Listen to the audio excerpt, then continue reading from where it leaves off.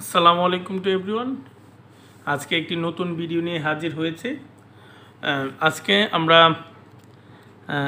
IAS 2 যেটা হচ্ছে inventories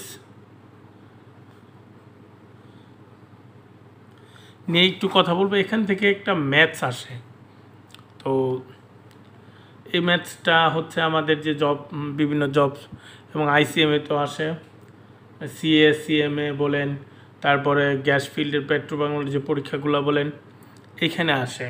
তো এইখানে একটা প্রশ্ন আসে, সেটা হচ্ছে what is the value of ending inventory, এরকম একটা প্রশ্ন আসে। ঠিক আছে, what is the value of ending inventory. তো আপনাকে গিভেন দেওয়া থাকবে যেগুলো হচ্ছে ইনফরমেশন হচ্ছে ইউনিটস, ঠিক আছে, আরও রিলেটেড অনেক ইনফরমেশন দেওয়া থাকবে। কস্ট প্রাইস দেওয়া থাকবে, সিপি দেওয়া থাকবে, ধরেন 1000 ইউনিট, তারপরে কস্ট প্রাইস হচ্ছে 100 করে, 100 টাকা। সেলিং প্রাইস হচ্ছে 150 টাকা। আবার আমি যদি আরেকটা ইনফরমেশন দেওয়া থাকতে পারে, সেলিং কস্ট এটা দেওয়া থাকবে 20 টাকা। এরকম কিছু একটা ইনফরমেশন দেওয়া থাকতে পারে। তো এরপর আমাদেরকে প্রশ্ন করবে what is the value of ending inventory, এইরকম একটা প্রশ্ন থাকবে। তো থাকলে according to IAS 2 inventory, this standard requires what? Ending inventory ভ্যালুটা সলিউশন হবে lower of cost and net realizable value, lower of cost and net realizable value। net realizable value কে সংক্ষেপে NRVO বলা থাকে। তো কস্ট, লোয়ার অফ কস্ট, যদি cost বলে, cost equals to units 1000 into selling price হচ্ছে 100। তো আমার value of cost, total cost হচ্ছে, ধরি আমি 10,000 টাকা, 1 লাখ টাকা হবে আর কি। আচ্ছা, আমি যদি এখানে NRVটা ধরি, নেট রিয়েলাইজেবল ভ্যালু হচ্ছে সংক্ষেপে হচ্ছে আমি বিক্রি করে যে টাকাটা পাই সেটাকে নেট রিয়েলাইজেবল ভ্যালু বলি। নগদ টাকায় রিয়েলাইজ করা যায় সেই মানিটাকে নেট রিয়েলাইজেবল ভ্যালু বলা হয়।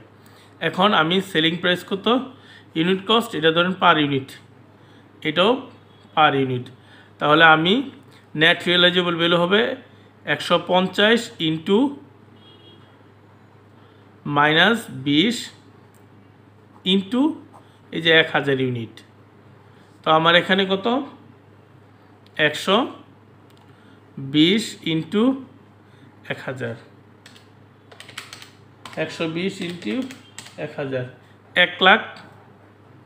আমার 1,20,000 টাকা হচ্ছে কি নেট রিয়েলাইজেবল ভ্যালু।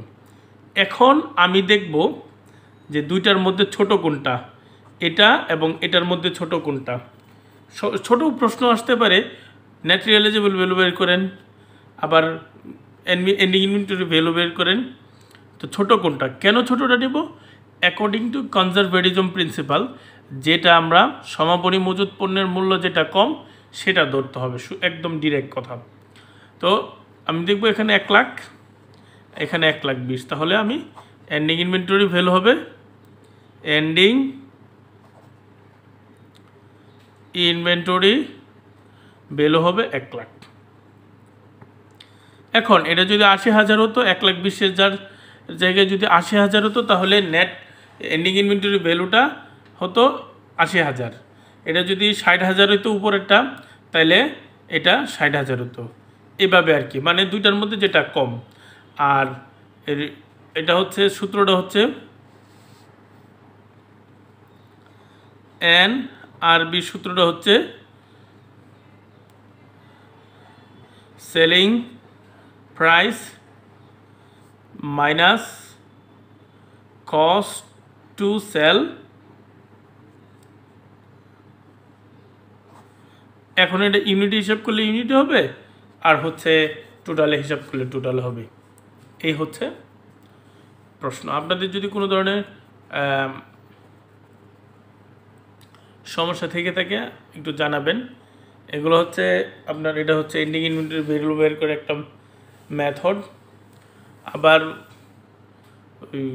এই যে আরও কিছু আছে ফিফুলি, এগুলো অন্য একটা কনসেপ্ট। ওখান থেকে শুধু এন্ডিং ইনভেন্টরি না, কস্ট অফ গুডস সোল্ডও বের করা যাবে, নেট প্রফিটও বের করা যাবে। আপনাকে যদি NRB কথাটা দেওয়া থাকে তাহলে এই পদ্ধতিতে বের করতে হবে। থ্যাংক ইউ সবাইকে। লাইক কমেন্ট শেয়ার করে পাশে থাকবেন। আল্লাহ হাফেজ।